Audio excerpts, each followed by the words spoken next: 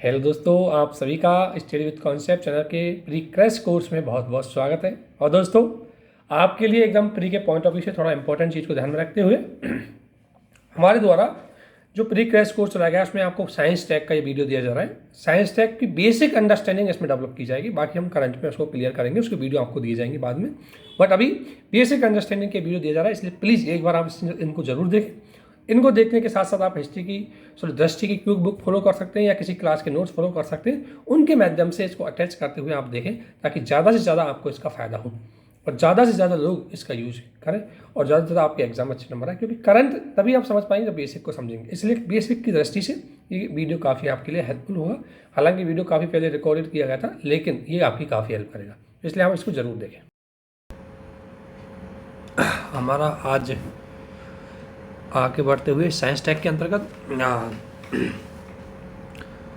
हम अभी gene therapy पढ़ेंगे कि जीन थेरेपी क्या होती है, तो उसको पढ़ेंगे। तो जीन थेरेपी आपको बताता हूँ। जीन थेरेपी विज्ञान और तकनीकी बायोटेक्नोलॉजी का एक हिस्सा है, जिसमें जीन स्तर पर जीन थेरेपी, जीन चिकित्सा कहते हैं इसको। ये वो थेरेपी जिसके अंतर्गत जीन स्तर पर इलाज किया जाता है और जीन से जुड़े हुए जो आनुवंशिक रोग है, जो जुड़े हुए विकार हैं, जो डिफ़ॉल्ट है, उनको इलाज कर रोग के लिए दोषपूर्ण जीन को सही किया जाता है। मतलब हमारे शरीर में आपको पता है, जब बीमारी होती है तो बीमारी के लिए कोई न कोई जीन या सेल या कुछ न कुछ डिफ़ॉल्ट उसी में होता है, उसकी वजह से वो बीमारी होती है। तो उसकी वजह से जो बीमारी होती है उसको दूर करने के लिए उस डिफ़ॉल्ट को ही हम, उस डिफ़ॉल्ट जीन को ही या ख़राब जीन को ही या तो सुधार सकते हैं या बदल सकते हैं, ट्रांसप्लांट कर सकते हैं। उसके लिए जीन स्तर पर जिस तकनीक का काम किया जाता है वो जीन टेक्नोलॉजी कहलाता है। इसके लिए हम कोई भी टेक्नोलॉजी यूज कर सकते हैं, जैसे RTD या रिकॉम्बिनेंट DNA टेक्नोलॉजी, इसका भी यूज़ कर सकते हैं। जैसा मैंने तरीका बताया, आप उसको देख सकते हैं। तो इसमें जीन एडिटिंग कर सकते हैं, जीन को प्रोफाइलिंग कर सकते हैं। जीन एडिटिंग का मतलब जीन को उसी जगह सही करके उसको बदल करके कुछ भी कर सकते हैं। इसको कई नामों से जाना जाता है और हाल ही में एक तरीका आया है CRISPR-Cas तकनीकी भी जीन थेरेपी का एक तरीका है। तो जीन चिकित्सा की अगर बात करें, जीन चिकित्सा दो प्रकार की होती है, एक तो है कायक जीन और एक जननिंग जीन। कायक जीन का मतलब शरीर की जो हमारे फिजिकल बॉडी है, ये शरीर है, इस शरीर के जुड़े हुए आनुवंशिक विकारों का इलाज करने के लिए, या जो होता है आनुवंशिक विकार, ऐसे विकार होते हैं कई बार जो जीवन काल तक होते हैं, जिनका इलाज संभव नहीं है, उसको जीन थेरेपी के माध्यम से हम सही कर सकते हैं। और वर्तमान में कायक जो जीन थेरेपी है, इसको लोगों ने डेवलप कर लिया। लेकिन जेनेटिकल जीन थेरेपी है, जिसे रिप्रोडक्टिव जीन थेरेपी बोलते हैं हम। इसमें क्या है, लिंग से जुड़े हुए विकार, जैसे मान लें कोई थर्ड जेंडर है या मान लें कोई LGBT है, तो उसमें इशू क्या है, जीन का या गुणसूत्र का। तो उसमें ऐसे विकारों को हम जीन थेरेपी के माध्यम से ही सही कर सकते हैं। लेकिन अभी भी इसमें ज़्यादा रिसर्च अनुसंधान नहीं हुए, इसलिए अभी तक इसका ज़्यादा व्यावहारिक प्रयोग नहीं हो रहा। कायक जीन थेरेपी है, इसका व्यावहारिक प्रयोग हो रहा है अभी तक। इसमें क्या, शरीर के किसी अंग, शरीर के अंदर कोई बीमारी है या कुछ भी है, तो उसको हम जीन थेरेपी के माध्यम से सही कर सकते हैं। इसके अंतर्गत 3 विधियाँ हैं।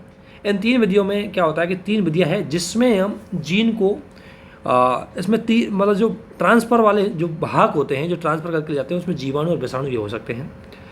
इनके माध्यम से हम शरीर के अंदर उसको भेज सकते हैं। तो इसमें 3 तरीके हैं। एक होता है जीन ऑगमेंटेशन, एक होता है जीन रिप्लेसमेंट और एक होता है जीन करेक्शन। जीन ऑगमेंटेशन की अगर हम बात करें तो इसके अंतर्गत मान लो हमारे शरीर में कोई जीन खराब है, तो उसको क्या है, दोषपूर्ण जीन को हम काट कर, इसको जीन का ये वाला पार्ट है, काट करके और सही या काट करके इसको हटा करके सही जीन यहाँ पर लगा देंगे, उसको बोलेंगे हम सही जीन है, उसको प्रत्यारोपित कर देंगे। और प्रत्यारोपित करने के लिए हम या तो बैक्टीरिया या किसी भी भाग का प्रयोग करेंगे जो जाकर के टारगेटेड जगह पर जाएगा और उसको सही कर देगा। इसके बाद ये होता है, इसका मतलब क्या होता है, दोषपूर्ण जीन को काट करके हटाए बगैर, ध्यान रखना, दोषपूर्ण जीन को हटाएंगे नहीं, दोषपूर्ण जीन को काट कर हटाए बगैर सही जीन को उसमें प्रत्यारोपित किया जाता है। यानी जो दोषपूर्ण जीन है उसको काटा जाता है और वो उसका वो हिस्सा वहीं रहता है, सही जीन उसकी जगह फिट कर जाता है, जिससे बॉडी नॉर्मल हो जाती है। ये तो जीन रिप्लेसमेंट है, पूरा जो खराब जीन है उसको चेंज कर दिया जाता है, पूरे को उसी जगह नया जीन जोड़ दिया जाता है, उसको बोलते हैं जीन रिप्लेसमेंट। और एक होता है जीन करेक्शन, यानी जो खराब है उसमें क्या खराबी है उसी को ही, या उसके न्यूक्लियोटाइड में या उसके सीक्वेंस में या DNA क्या चीज़ में खराबी है उसको क्या किया जाता है, सही किया जाता है। और गलत जो खराब सीक्वेंस होता है उसको हटा दिया जाता है। तो इस आधार पर, यानी कि इसमें दोषपूर्ण जीन के गलत न्यूक्लियोटाइड जो उसमें आपको बताया, जीन के अंदर न्यूक्लियोटाइड का जो सीक्वेंस होता है वो होता है न्यूक्लियोटाइड, जो मैंने DNA के अंतर्गत आपको बताया था। तो उसके गलत है उसको हटा देंगे और सही वाला उसमें लगा देंगे। इस प्रकार जीन के 3 तरीकों को प्रयोग किया जाता है जीन थेरेपी के अंतर्गत: जीन ऑगमेंटेशन, जीन रिप्लेसमेंट और जीन करेक्शन। इनका ध्यान रखना। अब इसकी समस्या तो यह है कि ऑब्वियसली महंगा है, ये कुछ ही देशों तक सीमित है, रिसर्च अनुसंधान अभी ज़्यादा सक्सेसफुल नहीं हुए, हो सके कहीं ज़्यादा शरीर में कोई जीन चेंज करने की सोच रहे हैं तो कुछ नया बेकार पैदा हो जाए या नई बीमारी आ जाए या कोई नया रोग उसमें घुस जाए, तो इसलिए अभी तक इसका ज़्यादा यूज नहीं हो रहा है। और कई बार जीन से उत्परिवर्तन हो जाए, मतलब कोई जीन तो हमने चेंज किया है और चेंज करने के बाद जैसे मान लें कोई लड़की है और लड़की के अंदर कोई जीन, कोई बीमारी, हमने लड़की के अंदर कोई जीन चेंज किया, अचानक ऐसा हुआ कि लड़की के शरीर पर बाल आ गए, तो नई बॉडी में अंदर नया चेंज हो गया, तो कुछ ऐसा चेंज भी हो सकता है, कुछ गलत चेंज हो सकता है, जिससे मतलब अभी इसमें ज़्यादा विश्वास नहीं है, अभी इसका सक्सेस रेशो भी ज़्यादा नहीं है। तो इस प्रकार से जीन थेरेपी होती है। एक आपने पढ़ा होगा DNA fingerprinting therapy, sorry DNA fingerprinting. DNA fingerprinting की अगर मैं बात करूँ तो डीएनए फिंगरप्रिंट है, इसका प्रयोग ये भी किस पे आधारित होती है, जो आरडीटी होती है उस पर होती है। इसका प्रयोग आपको पता है फॉरेंसिक में किया जाता है, कुछ में नहीं, वास्तविक रियल आदमी की जो आइडेंटिफिकेशन करते हैं मतलब अपराध में, उसको अपराधी के लिए सर सैनिकों को तलाश करना, ये तो उसके यूज है, आप इसको देख सकते हैं कौन कौन सी यूज है। लेकिन डीएनए फिंगरप्रिंटिंग टेक्निक का ऐसे बोलते हैं कि मतलब आपको पता है कि हर व्यक्ति के शरीर में डीएनए है, वो डीएनए का जो सीक्वेंसिंग होती है ना वो अलग अलग होती है हर व्यक्ति में। हालांकि हो सकता है कि उसमें मतलब जो जीन बीन गुणसूत्र है ये सबका ट्रांसफर एक पीढ़ी दूसरी पीढ़ी होता है, लेकिन जो डीएनए का सीक्वेंसिंग होता है उसकी अलग अलग होती है। इसलिए डीएनए फिंगरप्रिंटिंग के माध्यम से व्यक्ति की रियलिटी की पहचान की जा सकती है, उसकी आइडेंटिफिकेशन की जाती है। लेकिन ध्यान रखना इसमें क्या है कि ये 100% सही नहीं हो सकती। एक समय से क्यों है, क्योंकि अगर कोई क्लोन है, मतलब आपने जस्ट कॉपी है या जुड़वा बच्चे हैं, तो उनका कई बार डीएनए फिंगरप्रिंटिंग है वो सेम हो जाती है, उनके डीएनए सेम हो जाते हैं, तो उससे थोड़ी दिक्कत आ जाती है, तो उसमें हम सही चीज़ को आइडेंटिफिकेशन नहीं कर सकते। ये काम कैसे करता है, इसका पूरा मैकेनिज्म बताऊँगा कैसे होता है। मान लीजिए अपराधी कोई जाँच करनी है, ठीक है ना, तो अपराधी कोई जाँच करनी है तो उसमें क्या होगा, अपराधी कोई जाँच करनी है तो अपराध की जांच करनी है तो उसमें क्या होता है, जैसे मान लें कोई अपराध हुआ, किसी व्यक्ति ने किसी की हत्या कर दी, तो वहाँ पर जो ब्लड मिलेगा दो तरह से, एक तो उस जगह पर क्या ब्लड मिला है, क्या कुछ मिला है, तो उसको क्या पुलिस सस्पेक्टेड ब्लड सैंपल है वो ले लेगी, और दूसरी बात जिन जिन पे सस्पेंशन करता है उनके ब्लड सबके सैंपल ले लेगी, उनके व्यक्तियों के भी, और इनके मान लें इसका ब्लड ले लिया किसी व्यक्ति का, फिर इसका एक तो उस जगह से मिला हुआ ब्लड और एक उस व्यक्ति से सस्पेक्टेड व्यक्ति है, तो उस जगह पे मिला हुआ ब्लड का सैंपल लेती है, फिर उसकी WC लेती है, WC में से गुणसूत्र निकालती है, मतलब डीएनए निकालती है, और डीएनए को VNTR सीक्वेंस है उसमें रखती है।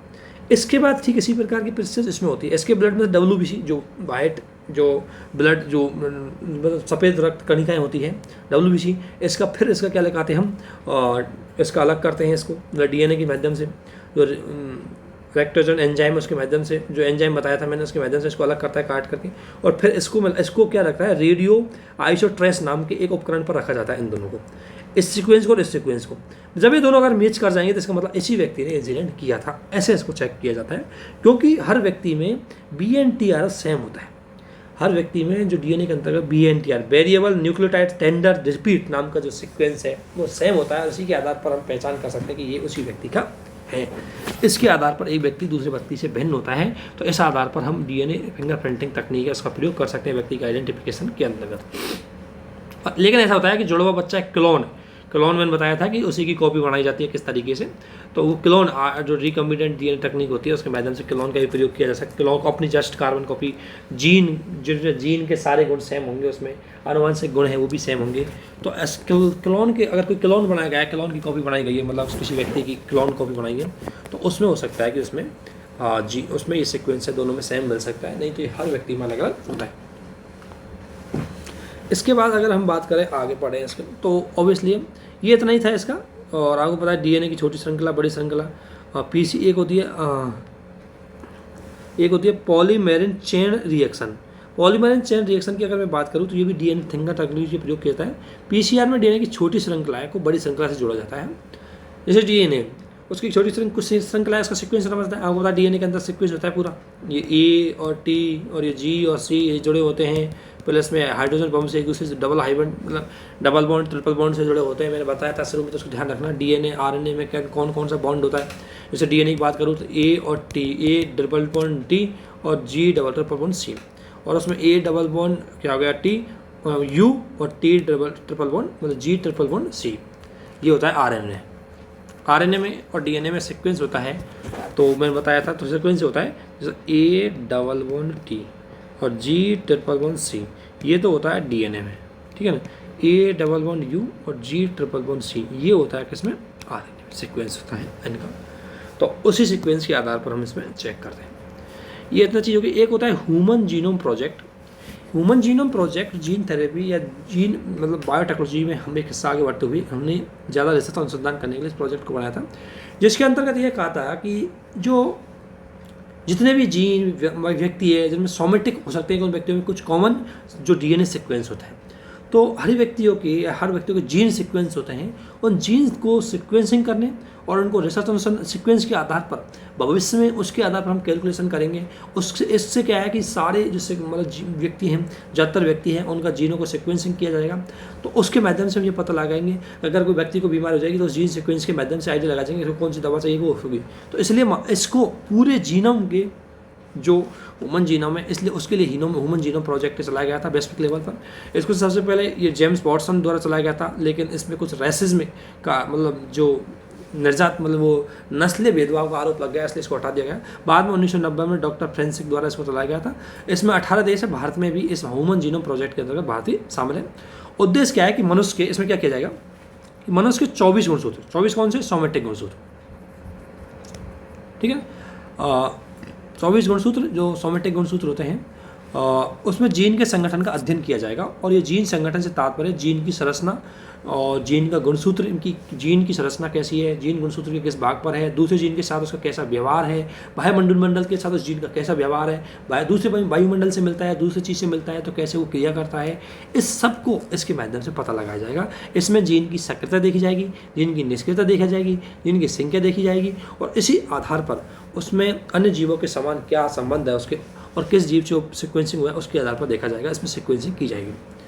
इसके अलावा इस प्रकार मनुष्य अपने भूत को भी देख सकता है और आज के आधार पर भविष्य की कल्पना कर सकता है कि किस तरीके से उसका विकास हुआ। जैसे आपको पता है हम पहले चिंपैंजी बंदर थे, फिर हमारे नए जीन डेवलप हुए, एक सीक्वेंस हुआ, उसके बाद हम ह्यूमन की उसमें आए। तो आगे अगर हमें क्या नए जीन आएंगे, क्या बदलाव आएंगे, उस जीन सीक्वेंस के माध्यम से देखा जा सकता है। इसलिए ये प्रोसेस लाया जा रहा है। इसके अलावा बीच में एक छोटी सी जानकारी, कई बार आपने सुना होगा कि आदमी बीमार क्यों, मतलब बुढ़ापे में आदमी बुढ़ापा क्यों होता है, उसमें जरूरी आ जाती है, उसकी उम्र लगती है। उसका रीज़न मैं बता देता हूँ। उसमें क्या है कि टेलीमर्स है, ये बुढ़ापे के लिए जवाबदेह होता है। रीज़न क्या है कि आपको पता है कि हर व्यक्ति में सेलों का निर्माण होता है, नई सेल आती है, विभाजित हो जाती है, फिर नई सेल आती है। ये टेलीमर्स होते हैं ना, ये क्या होता है कि सेलों का विभाजन इसको बंद कर देता है। तो उससे क्या है कि व्यक्ति के मानव है उसका विकास, शरीर का ज़्यादा विकास नहीं हो पाएगा, नई चीज़ नहीं आ पाएंगी, तो व्यक्ति में धीरे धीरे उम्र चलक लग जाएगी। दो शब्द और सुन लेना। अगर मान लें जीन है, आपको पता है लक्षणों का इंडिकेट करता है, और जीन जो जीनोटाइप होता है, जीनोटाइप कैसे बोलेंगे, अगर जीन के बदलाव से शरीर के आंतरिक भाग में किसी प्रकार का बदलाव आता है तो उसको बोलेंगे जीनोटाइप। और बाहरी लक्षण में अगर बदलाव आता है जीन के माध्यम से, अगर किसी के जीन को बदल दिया, उसकी आवाज़ में आ गया, या उसके बाहर के शरीर के किसी नाक बस चेहरे पर दिख गया मान, तो उसको बोलेंगे हम फेनोटाइप। और एक शरीर के आंतरिक भाग में बदलाव आता है उसको बोलेंगे जीनोटाइप। यही होगा। जैसे लिंग, आयु, वातावरण परिवर्तन समय के साथ नहीं बदलता, तो ये क्या है जीनोटाइप में।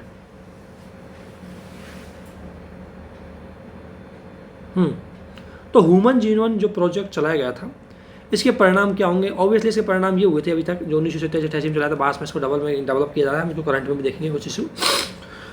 कहानी है, कहानी इसकी समझो कि कहानी क्या है। कहानी है इसकी ओवरऑल कि जो मानव के जो विभिन्न प्रकार के ये क्या लेंगे, कुछ नमूने उठाएंगे, है ना, और उन नमूनों के आधार पर जैसे किसी का ब्लड लेंगे, किसी का क्या लेंगे, और उसके आधार पर उनके जीन है उसको लेंगे, फिर उन जीनों को सबको सीक्वेंस में डालेंगे, फिर उसके आधार पर फ्यूचर में डिसीजन लेंगे। तो इसमें आपको पता है हमारे अंदर शरीर के अंतर्गत 3.2 अरब क्षार युग्म, क्षार युग्म ये क्षार युग्म है, A, T और G, C, ये क्षार युग्म है जो DNA के अंतर्गत न्यूक्लियोटाइड में पाए जाते हैं। तो इनके ये इन्हीं में DNA पाया जाता है, आपको पता है। तो क्षार युग्म में, और जिसमें पाया जाता है आपको पता है कि जिसमें 35,000 जीन मनुष्य में पाए जाते हैं, 35,000 के समथिंग जीन हर क्षार युग्म में। और आपको पता है मनुष्य के शरीर में पाए जाने वाले जीनों का 70% जीन है वो डिसएक्टिव होते हैं, जबकि 30% ही एक्टिव होते हैं। और ये जो एक्टिव होते हैं यही हमारी बॉडी के, हमारे शरीर के क्या लक्षणों का निर्धारण करते हैं। इस परियोजना का काम हो गया है अभी तक 2003 में। इस परियोजना के कारण हम कई जीनों के साथ अपने संबंधों को समझ पाने में हुए। और इसने एक चीज़ बोली कि मानव के जो जीन है वो 92% उसके जीन है वो चिंपैंजी से मिलते हैं। इसका मतलब हम चिंपैंजी के ज़्यादा नज़दीक आते हैं। एडवांटेज तो ये है कि इससे जीन के कार्य का पता लगा लेंगे, जीन की पहचान कर लेंगे। कृषि क्षेत्र के अंतर्गत हम पौधों के जीनों का सीक्वेंसिंग करके एक दूसरे में चेंज करके अच्छी फसलों का उत्पादन कर सकते हैं और अच्छे जैव कीटनाशकों को डेवलप कर सकते हैं। फॉरेंसिक विज्ञान के माध्यम से आप पीड़ित सैनिकों को लाभ पहुंचा सकते हैं। ये विभिन्न प्रकार की चीज़ें इसमें हो सकती है। डिसएडवांटेज ये है कि इसमें क्या है कि जब जीन सीक्वेंसिंग हो जाएगा तो इस टेक्निक का डेवलप हो जाएगा तो जो अमीर लोग हैं वो चाहेंगे कि जैसे वो चाहेंगे मेरा बच्चा ऐसा हो जिसमें सचिन जैसा गुण हो, विराट कोहली जैसा गुण हो। वो क्या करेगा, विराट कोहली के जीन को उसके थ्रू अब जब वो उसके थ्रू एक बेबी डिजाइनिंग करवाएगा, मतलब लैब में करवा के जाइगोट का निर्माण करवा करके उसके जीन को लेकर के मिक्सअप करवा करके, तो ऐसे क्या है कि डिजाइनिंग बेबी है उसका निर्माण हो जाएगा जिसके लक्षण है अलग अलग व्यक्तियों के शरीर से लिया जा सकता है। मान लें किसी को लगता है कि मेरे बेटे में सचिन जैसा भी गुण हो, मेरे बेटे में लता मंगेशकर की मेरी बेटी में लता मंगेशकर की आवाज़ हो, तो क्या करा लता मंगेशकर का उसका सबका जीन लेकर के उसमें डाल करके उसको लैब में डालेंगे, वो किया जाएगा और उससे हम कर सकते हैं। तो इसलिए जीन सीक्वेंसिंग की जाएगी तो इस प्रकार के दुरुपयोग की संभावना ज़्यादा रहेगी। ये मेंस के हिसाब से पढ़ लेना एक बार, ठीक है ना। इसके अलावा आता है क्रिस्पर-कैस। क्रिस्पर-कैस जीन थेरेपी का ही एक तरीका होता है, क्योंकि क्रिस्पर एक बैक्टीरिया का अंदर पाए जाने वाले डीएनए उनका सीक्वेंस होता है और उस बैक्टीरिया को वाहक के रूप में यूज करते हुए जीन थेरेपी की जाती है, इसलिए बोलते हैं इसको क्रिस्पर-कैस तकनीक। बस इससे ये मानव जीन के पूल को, जो जीन के अक्रिय स्तंभ होते हैं उसको हटाने में, वो ये मैंने बोला था कि अगर मान लें मेरा शरीर में कोई जीन खराब है, वहाँ से कोई बीमारी हो रही है, तो मैं क्या करूँगा, उस चीज़ का उपयोग करूँगा किसका, या तो मैं जीन एडिटिंग कर दूँगा या जीन ऑगमेंटेशन, जीन रिप्लेसमेंट, कुछ भी करके मैं उस रोग को इलाज करूँगा। और उसके लिए हम इस बैक्टीरिया के सीक्वेंस को, डीएनए को यूज कर सकते, उसको भेज सकते हैं शरीर के अंदर, तो इसलिए इसको बोलते हैं क्रिस्पर-कैस तकनीक। अब हम पढ़ेंगे नैनोटेक।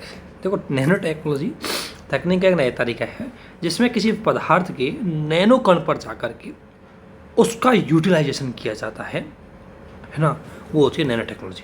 यानी कि आपको पता है कि अब आप, ये इसलिए इम्पोर्टेंट है कि पदार्थ को, एक छोटी छोटी चीज़ों को डेवलप करने के लिए आईटी से बने। और दूसरी बात, अगर हम भविष्य में संसाधनों को सुरक्षित रखना चाहते हैं, कम संसाधनों से अधिकतम चीज़ों को यूज करना चाहते हैं, तो ज़रूरी है कि हम नैनो टेक्नोलॉजी लेवल पर काम करें। यह विज्ञान का सबसे एडवांस तरीका माना जाता है, वो पता है। इसमें पदार्थों को परमाणु या अणु स्तर पर जाकर के उसकी इंजीनियरिंग की जाती है, उसकी कंप्यूटरिंग की जाती है और आर्टिफिशियल इंटेलिजेंस को प्रयोग करके विज्ञान और भौतिक रासायनिक के आधार, भौतिक कुछ नहीं कि नैनो टेक्नोलॉजी क्या होती है कि किसी पदार्थ के नैनो लेवल पर जाकर, और नैनो मतलब 1 सेंटीमीटर, मतलब है 1 सेंटीमीटर का 10⁻⁻⁹। अब आप लगाते हो नैना कितना हो जाएगा, यानी कि 1/1, 1, 2, 3, 4, 5, 6, 7, 8, 9 इतना होगा, यानी कि 0.000000000 इतना होगा। इसको बोलेंगे नैनो कण। तो 1 सेंटीमीटर का इतना हिस्सा वो एक नैनो होगा, तो आप समझ सकते हो कितना छोटा होगा। तो उस पर हम इंजीनियरिंग के माध्यम से, कंप्यूटर के माध्यम से, आर्टिफिशियल इंटेलिजेंस का प्रयोग करके, भौतिक और रासायनिक सिद्धांतों का उपयोग करके नैनो स्तर के पदार्थों का निर्माण किया जाता है। उस तकनीक को बोलते हैं नैनो टेक्नोलॉजी। जैसे नैनो ट्यूब बनाए जाते हैं, नैनो ऑप्टिकल फाइबर बनाए जाते हैं। ये अब नैनो साइंस क्या है? नैनो विज्ञान के अंतर्गत नैनो पदार्थ है, छोटे छोटे पदार्थ होते हैं नैनो स्तर, उनको जोड़ तोड़ करके, उनको नियंत्रण निर्माण करने, फिर उनको असेंबल करके उनको यूज किया बनाया जाता है, उसको बोलते हैं नैनो टेक्नोलॉजी। इसका अगर क्रोनोलॉजी देखें कि कैसे इसका डेवलपमेंट हुआ, तो देखो 1959 में भौतिक में नोबेल पुरस्कार के विज्ञान रिचर्ड फेनीमन द्वारा अमेरिका की भौतिक साइंस सोसाइटी के अंतर्गत एक भाषण दिया। उसने बोला कि देखो, इससे उसने एक चीज़ बोली, तल में असीम संभावनाएं हैं। इसके द्वारा दुनिया को प्रयास किया कि अगर स्केल को बदल दिया जाए। अगर भाई स्केल क्या है, पहले तुम बड़े लेवल पर काम कर, बड़े पदार्थों को यूज कर रहे थे, तो इसका मतलब आपको मेटेरियल बहुत ज़्यादा यूज कर रहे थे। तो बोला कि अगर स्केल को बदल देंगे तो किसी पदार्थ की गुणवत्ता कई लेवल पर बदल जाएगी। जैसे अगर एक पदार्थ का आप 1 सेंटीमीटर यूज कर रहे हो, इसकी बजाय उसका 1/10⁻⁹ यूज करोगे, तो आप अनुमान लगा सकते हो कि 1 सेंटीमीटर कितना यूज आ सकता है। और बोला इससे न केवल पदार्थ की खपत बचेगी, बल्कि उसकी उपयोगिता है वो 10 गुना, कितने गुना बढ़ जाएगी। इसकी बात बोली इसने किसने? रिचर्ड फेनीमन के द्वारा। तल में असीम संभावना के नाम से एक टॉपिक था, उस पर इसने भाषण दिया था। इसके बाद जापान की यूनिवर्सिटी, टोक्यो यूनिवर्सिटी में एक साइंटिस्ट थी जिसका नाम था नोरियो टैंगेगुची। ये जस्ट एक इन्फॉर्मेशन के लिए तुम्हारे लिए, उसने नैनो टेक्नोलॉजी को परिभाषित किया। और इसके पास आपको बताया इन लोगों ने इंजन ऑफ क्रिएशन में ये 2-4 चीज़ें की, जिसके बाद इसका विकास हो चुका था। अगर हम इसकी पूरी फैक्ट देखें कि क्या होता है नैनो टेक्नोलॉजी, तो देखो, अगर scientific base of nano technology को देखें तो देखो, आप देख सकते हो कि ये कोई 10 बड़ा पदार्थ फिर छोटा हुआ है, तो नैनो कण इतना छोटा होगा, दिखेगा नहीं, इसमें तो दिख रहा है। अब देखो आकार में बहुत छोटा होता है, सरफेस एरिया का बढ़ना दोनों को मतलब जब इसको मतलब जैसे एक एग्जांपल इसने दिया है ग्रेनाइट का, है ना, उसके माध्यम से सीखेंगे, उसको मैं बताऊंगा कैसे होता है पूरा, कैसे यूज होता है ना। तो ये जैसे मतलब कोई पदार्थ अगर इस लेवल पे है 10 की घात माइनस मतलब कोई पदार्थ 1000 मीटर चौड़ा है छोटा है और अगर उसको 10 की घात माइनस 9 में डाल जाए, नैनो लेवल पर जाए तो उसमें कई बदलाव हो सकता है। अगर वो इतना बड़ा होगा तो नॉन कंडक्टर होगा, लेकिन उसको कंडक्टर एंड नॉन कंडक्टर मतलब विद्युत का कुछ अलग होगा। और अगर उसको 10 की घात माइनस 9 पर लाया जाए तो पदार्थ विद्युत का सुचालक हो जाता है। अगर वो इतना बड़ा होगा 10 की घात पॉजिटिव में रहेगा, 1000 मीटर हुआ बड़ा होगा, तो उसका मतलब यह है कि वो एक्रिय हो सकता है, लेकिन उसको नैनो पदार्थ में ला करके सक्रिय बना सकते हैं। दूसरी बात, इसमें अस्थायी हो सकता है तो यहाँ करके अस्थायी हो सकता है। इस प्रकार यहाँ मान लो कोई चीज़ यहाँ अपारदर्शी हो सकती है तो पारदर्शी हो सकती है। इस प्रकार इतने बदलाव उसको नैनो स्तर पर ले जाने पर हो जाते हैं और उस बदलावों को उस चीज़ को हम क्या कर सकते हैं विभिन्न क्षेत्रों में यूज कर सकते, उसकी एफिशिएंसी और उसकी क्षमता गुणता है इसको बढ़ा सकते हैं। तो नैनो का मतलब 10 की घात माइनस 9 मीटर, अर्थात 1 नैनोमीटर 1 मीटर का 1 अरबवां हिस्सा होता है, लगा सकते हो 1 मीटर 1 अरब का 1 अरबवां हिस्सा। तो अगर मान लें इसने बोला है, अब इसमें 2 अप्रोच यूज करते हैं हम, यहाँ तो 2 अप्रोच यूज करते हैं। मैं बताऊंगा इसका कैसे क्या क्या बदलाव आता है वो भी बताऊंगा। जो भी होने बदलाव ये है कि ऐसा होता है या नहीं होता, तो उदाहरण देके देखेंगे हम ग्रेनाइट को या अन्य चीज़ों को भी उदाहरण देके देखेंगे क्या क्या बदलाव होता है। जैसे इसमें एक है बॉटम अप लैंग्वेज, एक होता है बॉटम अप अप्रोच और एक होता है top down approach. Bottom up का मतलब है कि इस विधि के अनुसार परमाणु अणु स्तर पर परमाणु या अणु दर अणु पदार्थों को जोड़कर विभिन्न नैनो उपकरणों का निर्माण किया जाता है, उससे समय कम होता है। मतलब पहले से ही कण है नैनो परमाणु स्तर पर है या ये अणु स्तर पर है, उन्हीं को असेंबलिंग करके, उन्हीं को प्रोसेसिंग करके, उन्हीं को मैन्युफैक्चरिंग करके हम विभिन्न प्रकार के उपकरण बना सकते हैं, नैनो उपकरण बना सकते हैं। उस तरीके को बोलते हैं बॉटम अप लैंग्वेज। और टॉप डाउन का मतलब है कोई बड़ा पदार्थ है उसको छोटे पदार्थ पर लाएंगे, पहले नैनो लेवल पर लाएंगे और फिर उसको मैन्युफैक्चरिंग करके उसका नैनो उपकरण बनाएंगे, उसको बोलेंगे टॉप डाउन। यानी कि इसमें बड़ा है फिर उसको ला करके यहाँ लाया जाएगा, तो इस पर लाया जाएगा तब इसमें काम किया जाएगा। तब ये लेकिन इसमें आपको होता है बड़े पदार्थ को छोटे मान लो 1000 मीटर है, अब इसको 1 अरबवां मीटर इसका 1 अरबवां भाग पर लाएंगे तो बहुत ज़्यादा टेक्नोलॉजी, बहुत ज़्यादा चीज़ें खर्च होंगी, इसलिए थोड़ा महंगा और जटिल पड़ जाता है। लेकिन बॉटम अप इसमें क्या पहले से छोटे छोटे करना है, बस उसको मैन्युफैक्चरिंग करना है और उसको मतलब असेंबलिंग करना है और फिर उसका उपकरण बना देता है, इसलिए ये थोड़ा जी होता है, ये बहुत टफ होता है। एक होता है nano assembling. Nano assembling assembler क्या होता है, ये बायोटेक्नोलॉजी के राइजोबियम में सिद्धांत है। आपको पता है राइजोबियम सेल के अंतर्गत राइजोबियम पाया जाता है और राइजोबियम में क्या होता है कि राइजोबियम में 20 अमीनो अम्लों का प्रयोग करके हजारों प्रकार के प्रोटीनों का निर्माण करते हैं। उसमें क्या इधर से डालेंगे हम 20 अमीनो अम्ल, लेकिन इधर से आउटपुट के रूप में हजारों पदार्थों का प्रोटीनों का निर्माण कर देता है। ठीक इसी प्रकार ये काम करेगा। इसमें क्या होगा कि इस नैनो असेंबलर के अंतर्गत हम विभिन्न इसमें छोटी मोटी चीज़ें डालेंगे, छोटे मोटे उपकरण डालेंगे और उनमें ऐसे उपकरण बना देगा आउटपुट, मतलब नैनो लेवल पर या विभिन्न प्रकार के पदार्थ डालेंगे और उसके बाद नैनो असेंबलिंग करके इतने नैनो प्रकार के उपकरण बना देगा जिनका अलग अलग क्षेत्र में हम यूज कर सकते हैं। इसलिए नैनो असेंबल किस सिद्धांत पर काम करता है, बायोटेक्नोलॉजी के राइजोबियम सिद्धांत पे काम करता है। ऑब्वियसली राइजोबियम में क्या होता है कि जैसे 20 अमीनो अम्ल जाएंगे मतलब हमारे राइजोबियम में, तो हजारों प्रोटीनों को क्रिएशन कर देगा अलग अलग तरह का, तो मतलब 20 इसी प्रकार ठीक है नैनो असेंबल करेगा। ये क्या करेगा कि जैसे मान लें कुछ आएगा व्यक्ति मतलब कोई उपकरण आया, मतलब नैनो पदार्थ गया, तो उसका इतना ज़्यादा असेंबलिंग करके इतना ज़्यादा यूजेबल बना देगा कि उसको आज़ाद क्षेत्रों में यूज कर सकते हो, या जैविक क्षेत्रों में या अजैविक क्षेत्रों में इसका यूज कर सकते हो। ठीक है। इसके बाद आता है ग्राफीन। क्या हुआ, क्या क्या बदलाव होता है। देखो ग्राफीन का एक उदाहरण लिया है। ग्राफीन कुछ नहीं, ग्रेनाइट का 1 अरबवां हिस्सा होता है। यानी कि जब 1 मिलीमीटर मोटे ग्रेनाइट की पेंसिल को उसके 30 लाखवें हिस्से पर, यानी 30 लाखवां हिस्सा नैनो लेवल पर ले आए, तो वो किस में बदल जाएगा, ग्राफीन में बदल जाएगा। और इस नैनो स्तर का जाए, इस स्तर पर लाने पर जब ग्रेफाइट को ग्राफीन लेवल पर लाना, ग्राफीन क्या है, ग्राफीन है वो ग्रेनाइट का 30 लाखवां हिस्सा है। तो इसका मतलब उसको नैनो स्तर पर लाए, तो 30 लाखवां हिस्से पर लाए, तो क्या क्या चीज़ें बदलाव हो जाती है। पारदर्शिता, जबकि ध्यान रखना ग्रेनाइट की पारदर्शिता, ग्रेनाइट है वो बहुत ज़्यादा अपारदर्शी होता है, लगभग 95% अपारदर्शी होता है। लेकिन जब उसको नैनो लेवल पर लाया जाएगा तो ग्राफीन में बदलेगा, और ग्राफीन होता है 98% पारदर्शी होता है। ग्रेनाइट होता है वो अपारदर्शी होता है, कितना 95% अपारदर्शी होता है।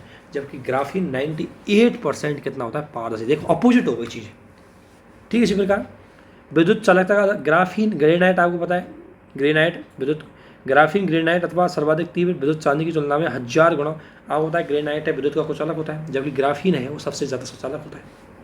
तो देखो कि किसी भी पदार्थ को आप परमाणु लेवल पर लाएंगे या नैनो लेवल पर लाएंगे तो उसके कितने गुणधर्मों में बदलाव हो जाता है, और इन गुणधर्मों बदलाव को हम उपकरणों में यूज करके हम विभिन्न प्रकार का इसका यूटिलाइजेशन कर सकते हैं। दूसरी बात, जैसे मजबूती भी बढ़ जाती है।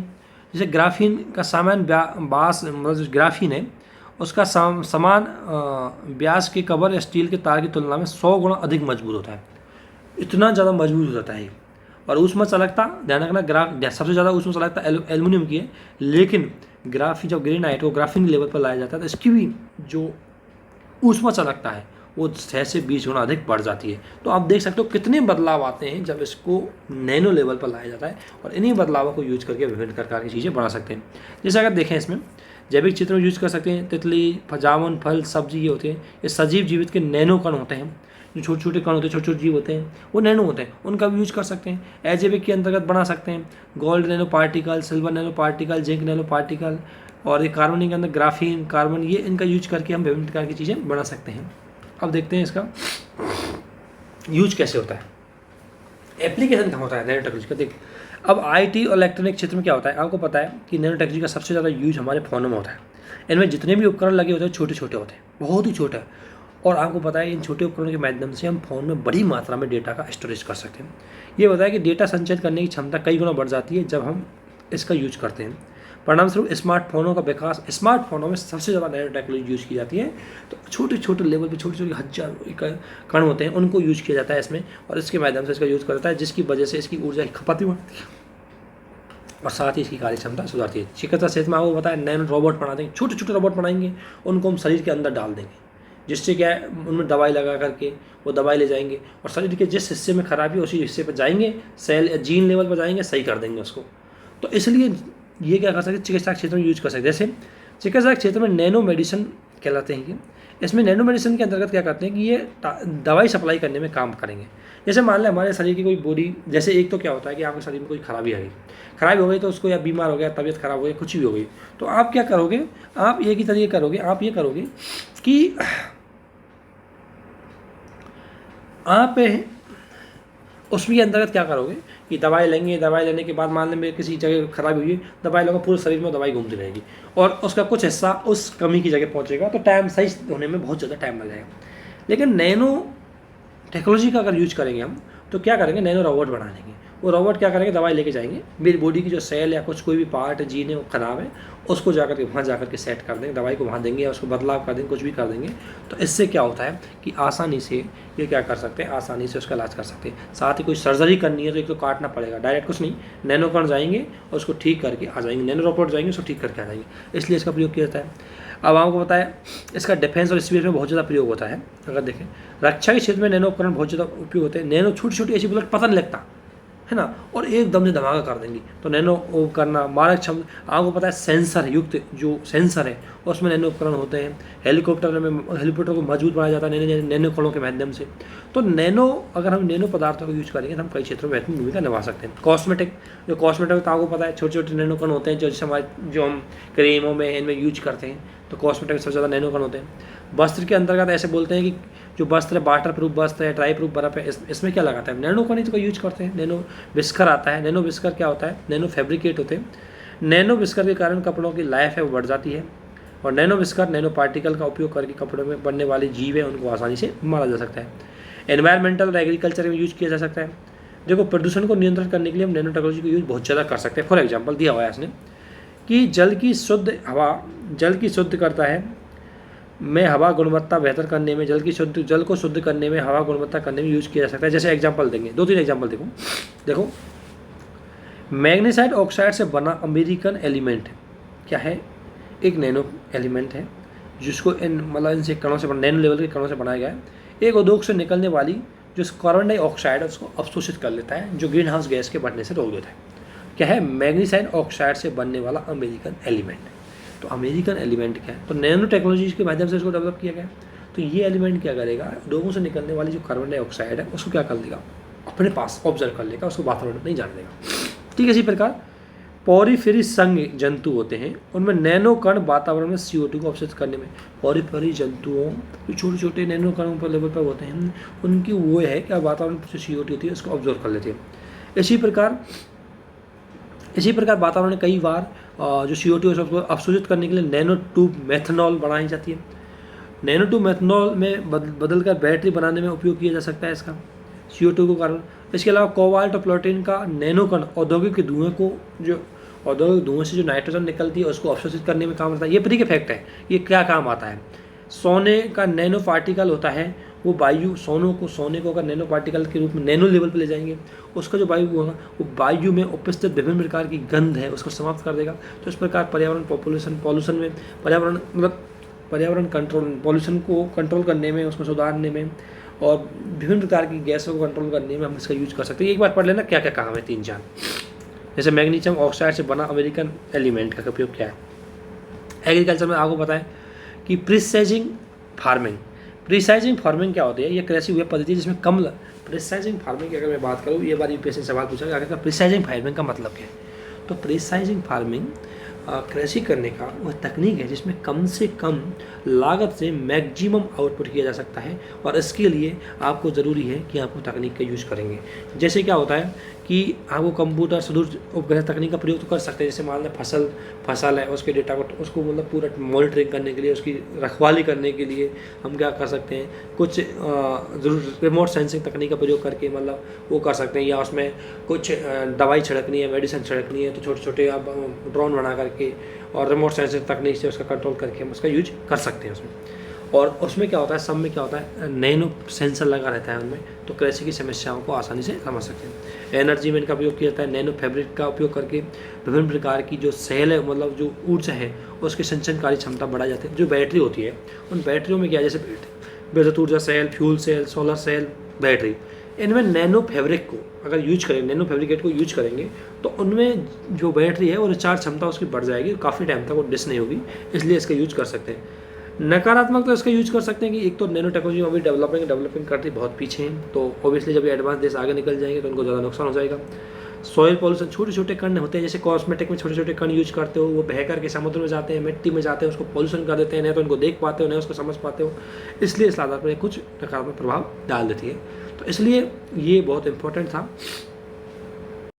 साइंस टेक्नोलॉजी की एक अगली शाखा में बढ़ते हुए, अगले चैप्टर में बढ़ते हुए, ये चैप्टर बहुत इंपॉर्टेंट है, मतलब वैसे ही प्रैक्टिकल के रूप में बहुत ज़्यादा इंपॉर्टेंट चल रहा है और वैसे भी सवाल इसमें आ जाते हैं। फ्री में कई सवाल इसकी शब्दावली से जुड़े हुए आते हैं, क्या क्या इंस्ट्रूमेंट इसमें यूज किए जाते हैं वो। तो उसमें हम देखेंगे कि व्हाट इज़ रोबोटिक, क्या होते हैं, रोबोटिक्स क्या है, रोबोट क्या है, रोबोट में क्या कंपोनेंट होते हैं, क्या क्लासिफिकेशन है और कहाँ कहाँ पर उनका यूज किया जाता है। तो रोबोटिक्स तो एक विज्ञान है, विज्ञान की वह शाखा जहाँ पर रोबोट हैं उनको बनाया जाता है, उनको प्रोग्रामिंग की जाती है, रीप्रोग्रामिंग की जाती है, असेंबलिंग किया जाता है, और इसमें कंप्यूटर या इंजीनियरिंग का प्रयोग किया जाता है। तो रोबोटिक्स शब्द का सबसे पहले प्रयोग कैरल कापेक द्वारा और जोसेफ कापेक के द्वारा किया गया था। तो रोबोटिक्स एक विज्ञान है जिसके अंतर्गत रोबोट के बनाने, प्रोग्राम करने, रीप्रोग्राम करने के लिए कंप्यूटर और इंजीनियरिंग तकनीक का प्रयोग किया जाता है, वो होती है रोबोटिक्स। वर्तमान में रोबोटिक्स जो विज्ञान है वो काफ़ी प्रगतिशील है, काफ़ी एडवांस विज्ञान है। और रोबोट तो कुछ नहीं, रोबोट एक स्वचालित मशीन होती है जिसमें मनुष्य जैसी कार्यविधि करने की क्षमता होती है, क्योंकि उसमें मनुष्य जैसे कार्य करने के सारे प्रोग्राम है उसकी मेमोरी में फिट कर दिए जाते हैं। और साथ ही साथ ये मनुष्य नहीं, मनुष्य अधिक सटीकता से, अधिक लंबे समय तक, अधिक बेहतरीन तरीके से काम करने की सक्षम होता है। कृत्रिम इंटेलिजेंसी, आर्टिफिशियल इंटेलिजेंसी पर आधारित सॉफ्टवेयर को इसमें लगाया जाता है। अगर बात करें हम मशीन और मन की, दोनों में कुछ न कुछ तो अंतर होता ही है। मशीन एक मशीन ही होती है, आदमी एक आदमी होता है। तो देखो इसमें बुद्धि होती है आर्टिफिशियल, इसमें नेचुरल जन्म से मिलती है हमें। इसको रीप्रोग्रामिंग किया था, इसमें हम सेट करते हैं पहले कि क्या क्या इसकी क्षमता होगी, क्या क्या क्षमता होगी, किस तरीके से करना, किस तरीके कैलकुलेट। इनको रीप्रोग्राम नहीं कर दिया था, हमें जो मिलती है नेचुरली वही होती है। और इसको घटा बढ़ा नहीं सकता, इसको घटा भी सकते हैं, बढ़ा भी सकते हैं। दूसरे वृद्धि क्षमता पर निर्धारित करती है और बुद्धि क्षमता असीम होती है। ध्यान रखना, मनुष्य की बुद्धि क्षमता असीम होती है, वो कहीं तक भी सोच सकता है, कुछ भी सोच सकता है। इस इस आर्टिफिशियल मशीन की क्षमता ये होगी कि जितने उसमें प्रोग्रामिंग किए जाएंगे, जितनी सीमा तक किए जाएंगे, उतना ही वो सोच पाएगा, उतना ही वो काम कर पाएगा। जैसे आप देख सकते हो कोई रोबोट है, वो कैलकुलेशन अच्छी कर सकता है लेकिन उसमें भावना नहीं है, इमोशंस नहीं होते। और दूसरी बात, कोई रोबोट अच्छा नहीं बोल सकता, या वो जैसे उसमें प्रोग्रामिंग सेट किए जाते हैं। कोई रोबोट है विज्ञान क्षेत्र में अच्छा काम कर सकता है क्योंकि विज्ञान वाले प्रोग्राम उसमें इंस्टॉल किए जाते हैं। तो जैसे प्रोग्राम सेट करेंगे वो उसी तरीके से काम करेगा। लेकिन मानव में ऑलरेडी इतने प्रोग्राम सेट होते हैं कि असीम सोच सकता है मानव, कुछ भी वो कर सकता है, इतनी क्षमता मानव में होती है। तो क्षमताओं के आधार पर देखें तो मानव से कैलकुलेट नहीं कर पाता ये। और कार्य क्षमता अधिक और सटीक, हाँ ये जरूर है कि इसकी क्षमता एफिशिएंसी ज़्यादा हो सकती है, लेकिन क्षेत्र इसके ज़्यादा हो सकते हैं। हाँ, मानव की ऑब्वियसली मानव है, मशीन होती है। मानव एक निश्चित लिमिट तक ही अपने काम कर सकता है, इसकी क्षमता लिमिट होती है। दूसरी बात, उसमें भावना नहीं, तो खुद का निर्माण नहीं करेगा। बस ये क्या करता है, खुद को रिप्रोडक्टिव नहीं कर सकता। कौन? रोबोट। जबकि मैन क्या हो सकता है, हालांकि कई रोबोट ऐसे आ गए जो उसमें ऐसे प्रोग्राम सेट कर देते थे कि वो अपने आप नए रोबोट बना देते, लेकिन ये खुद जन्म नहीं देते, बनाते हैं। जबकि मानव खुद जन्म देता है और एक मतलब भावना की इसमें कोई कमी नहीं होती और उसके कार्य में मशीनीकरण होते जा रहा है। लेकिन हाल फिलहाल में देखा जाए तो रोबोट की वजह से मानव है उसमें भावना कम होती जा रही है, वो पूरी तरह मशीन पर डिपेंड होता चला जा रहा है। तो वो एक अलग बात है। तो इन दोनों में हमने अंतर देखा। अब हम देखेंगे सबसे बड़े ऐसे में या कुछ ऐसी चीज़ आ जाते हैं, तुम इन चीज़ों को कंपेयर करते हुए लिख सकते हो, इसलिए इनको यहाँ देखते हैं। बाकी डायरेक्ट प्रीलिम्स में सवाल आने तो पॉसिबल है ही नहीं इस जगह से। इसके बाद हम आगे देखें तो रोबोट के अंतर्गत एक रोबोट बनता है, उसमें क्या क्या कंपोनेंट है, क्या इंस्ट्रूमेंट उसके अंदर लगते हैं तब वो काम करता है। ये चीज़ इंपॉर्टेंट है।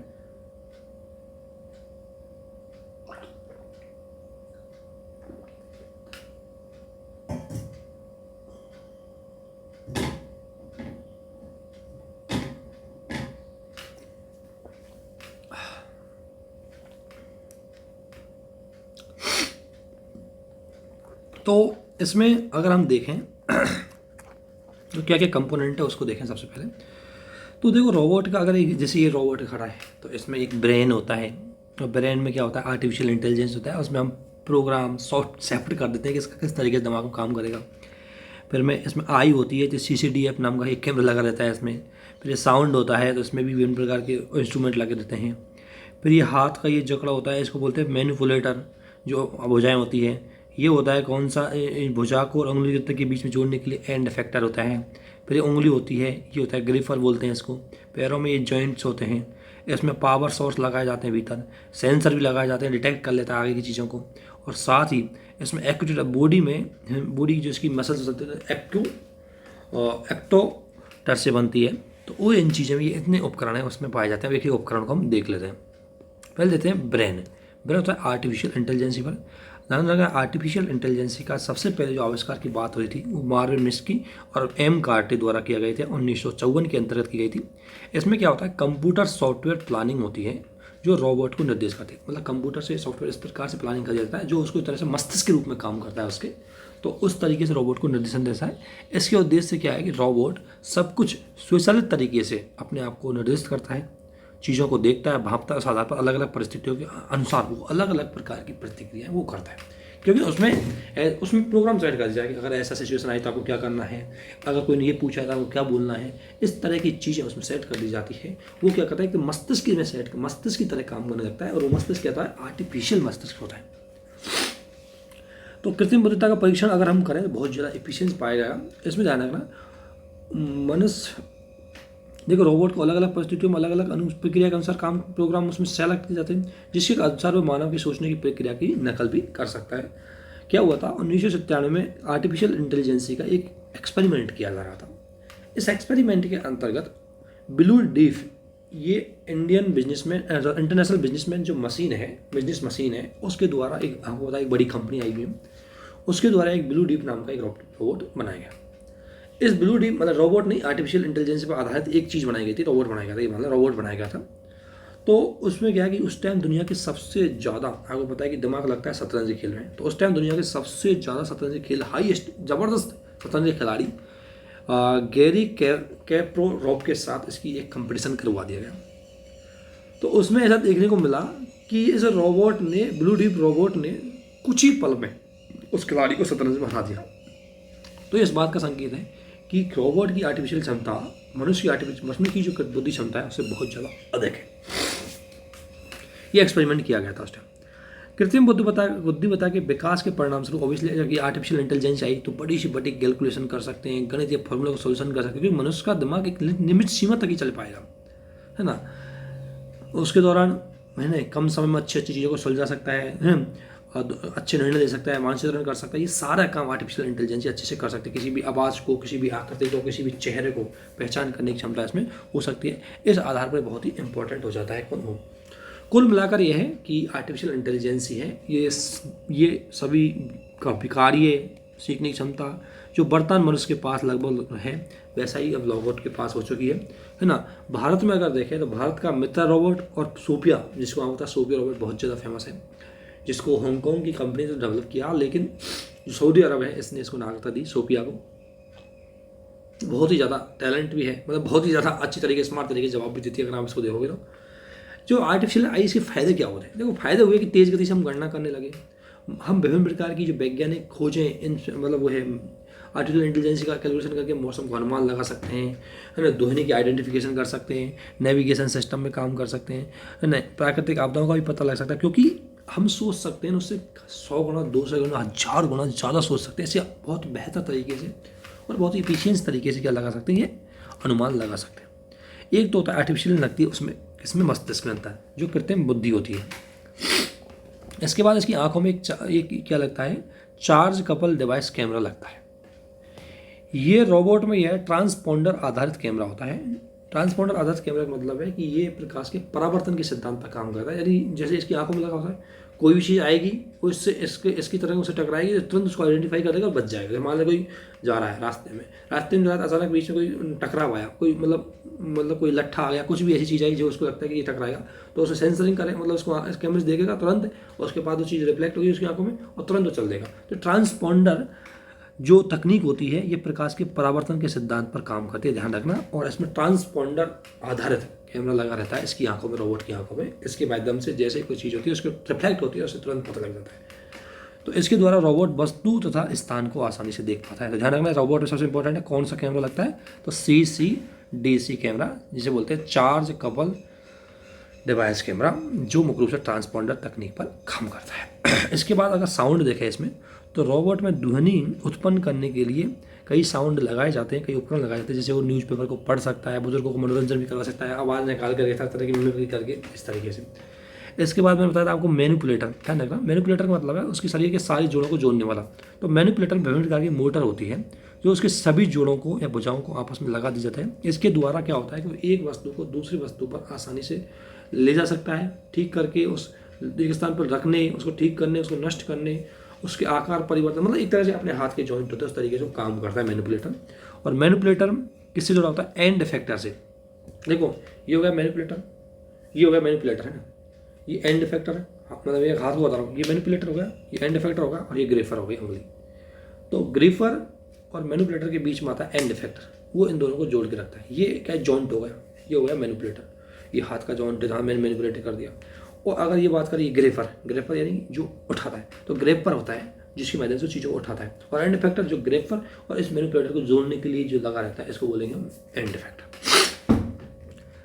इसके बाद आता है ग्रीपर, ये वस्तुओं को पकड़ने के लिए अंगुली की तरह उसको विकसित किया जाता है। ये ग्रेपर भी कई तरीके होते हैं, एक होता है वैक्यूम ग्रीपर, एक होता है इनग्रेसिव ग्रीपर, और एक होता है इम्पेकेबल।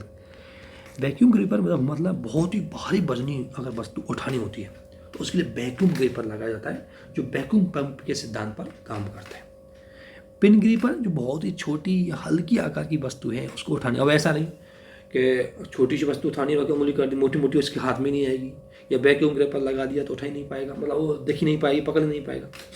इसलिए पंजा ग्रेपर जो आपको पता है अपनी उंगलियों के समान होता है और 2 से ज़्यादा उंगली इसमें लगाई जाती है। इसमें भी क्या है कि कई बार भारी वस्तु, लेकिन बहुत ज़्यादा भारी वस्तु को उठाने के लिए उसको वैक्यूम ग्रेपर की जरूरत पड़ेगी, बहुत ज़्यादा सूक्ष्म वस्तु को उठाने के लिए उसको पिन ग्रेपर की जरूरत पड़ेगी, और नॉर्मल की वस्तु हैं थोड़ी भारी भी है उनको उठाने के लिए उसको पंजा ग्रेपर। ये इसके आकार है ग्रेपर के, कई तरह के इसका आकार बनाए जाते हैं, कई तरह के इसको अलग अलग कार्यों के हिसाब से अलग अलग तरीके से इसको डेवलप किया जाता है।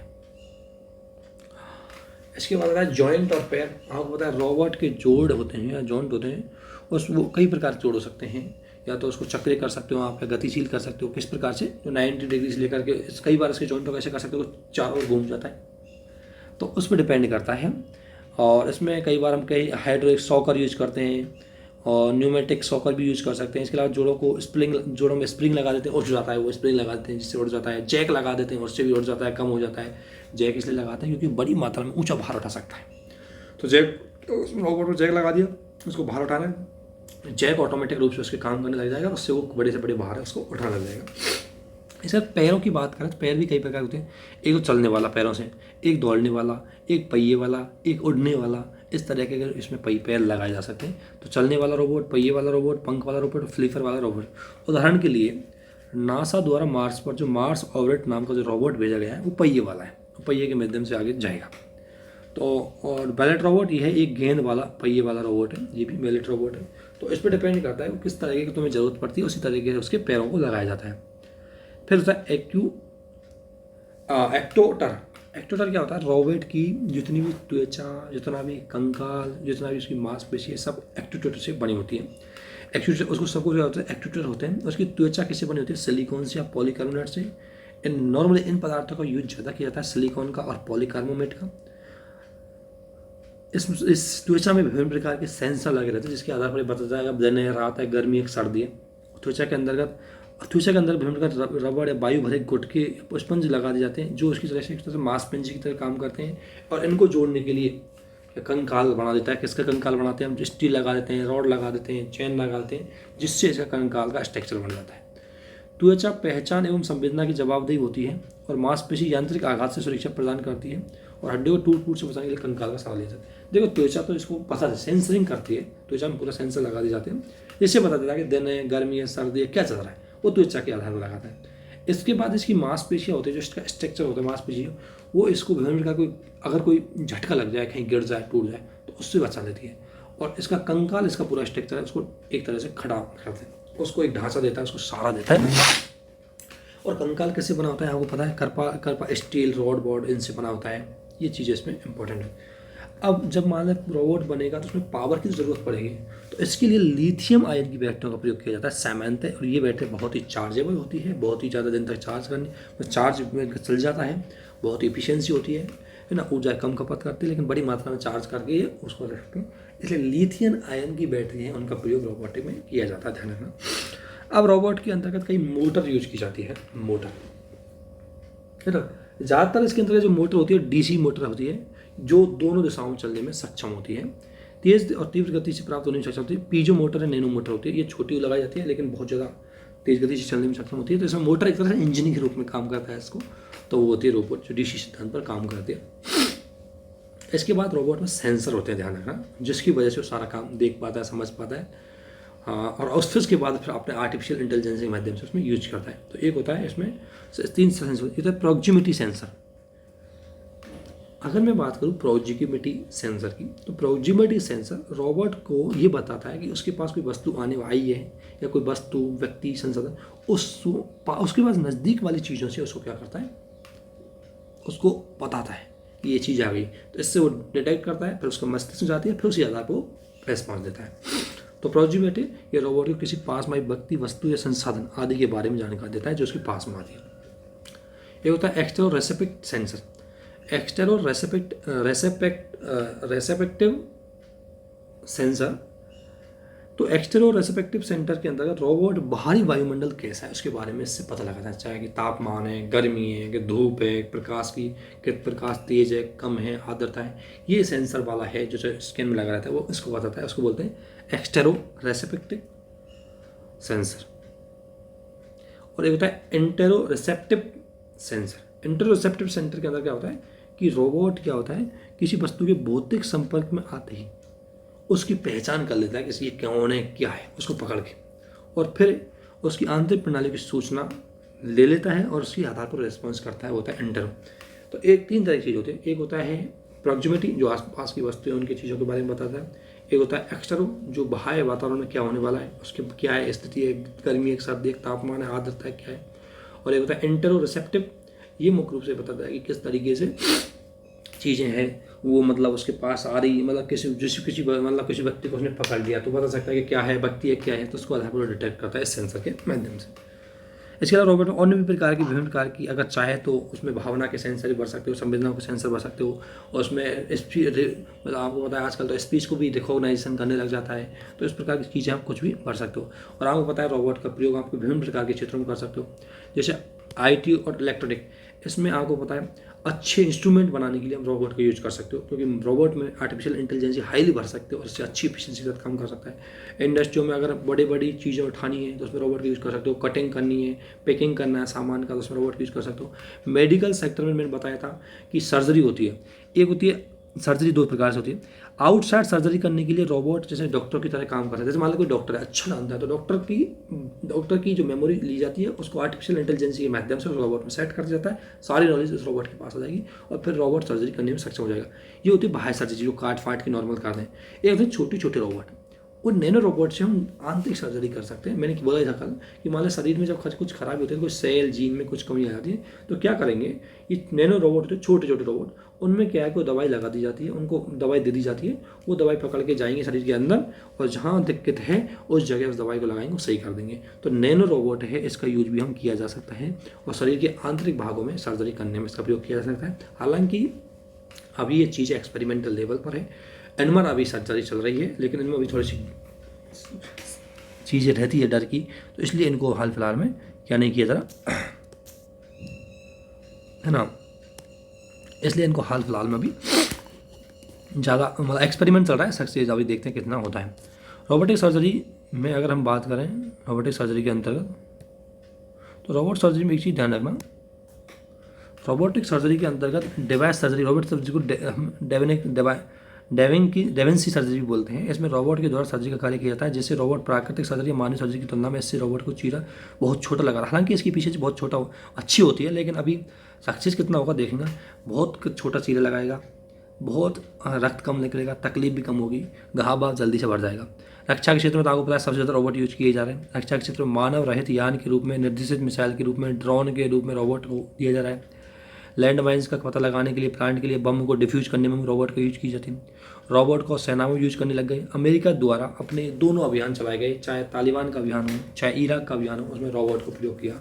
और रोबोट के माध्यम से रोबोट क्या किया, उसके जो ड्रोन विमान होते थे उनको क्या करता था, उनको डायरेक्शन देता जाता था, उनको चीज़ें बता जाता था। जैसे एक एग्जाम्पल है कि आईबॉट तथा सेक्योर नाम के रोबोट का उपयोग करके इसने सेना की रक्षा की। क्या करते थे आईबॉट और सेक्योर रोबोट, क्या करते थे, जैसे कोई मान ला कोई कुछ माइनिंग लगी हुई है, लैंड माइनिंग लगी हुई है, तो उनको चेक करना है, तो रोबोट को भेजते थे, वो चेक करते थे, उसके बाद सैनिक आराम से जा सकते थे। तो इसके माध्यम से वो बड़ी मात्रा में उसने कई हमले किए अमेरिका ने, आईबॉट और सेक्योर नाम के रोबोट के माध्यम से। दूसरा भारत का भी एक दक्ष नाम का रोबोट है, जो विद्युत और एक्सरे द्वारा ऊर्जा प्राप्त करता है और बम का पता लगा देता है, दक्ष नाम का रोबोट।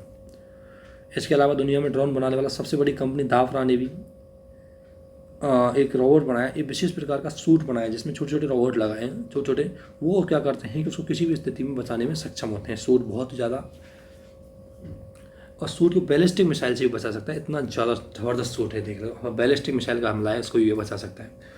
आपदा प्रबंधन में यूज कर सकते हैं, आपको पता है रोबोट को जैसे मान लो आपदा प्रबंधन कई तरीके से यूज कर सकते हैं। एक तो आपदा से पहले चेतावनी के लिए भी यूज कर सकते हैं, आपदा के दौरान ऑपरेशन चलाने के लिए भी यूज कर सकते हैं, आपदा के बाद घर मकान बनाने में, बिल्डिंग बनाने में, हेल्थ सेक्टर में। तो इसलिए जैसे इसमें दिया गया है कि रोबोट का उपयोग आपदा प्रबंधन में भी किया जा सकता है। वह आपदा की प्रकृति पर निर्भर करता है कि कई प्रकार, जैसे भूकंप के रूप में, माइंस में दुर्घटना, नाभिक की विस्फोट हो जाए, तो उसमें आपको पता है कि व्यक्ति और ऐसी जगह रोबोट जाए जहाँ पर मुख्य रूप से लगता है कि बहुत ज़्यादा नुकसान, मतलब हाँ मानव को नुकसान होता है, मानव के जीवन। जैसे अगर मैं बात करूँ, जैसे अब ये ड्रेनेज जो टैंक होते हैं जहाँ पर ये गंदा पानी जाता है, उनमें अगर मानव को भेजेंगे तो उनकी श्वास वास की उसको कई गैसें निकलती हैं, मर जाएंगे। इससे अच्छा है कि रोबोट को भेज, रोबोट सफाई करके आ जाएगा। तो इसलिए रोबोट का यूज़ बहुत ज़्यादा किया जा सकता है। ये रोबोट वाला चैप्टर था जो बहुत ही ज़्यादा इंपॉर्टेंट था। इसकी क्या क्या उपकरण लगते हैं, किस तरीके से उपकरण लगते हैं, इनको आप एक बार जरूर देख लेना।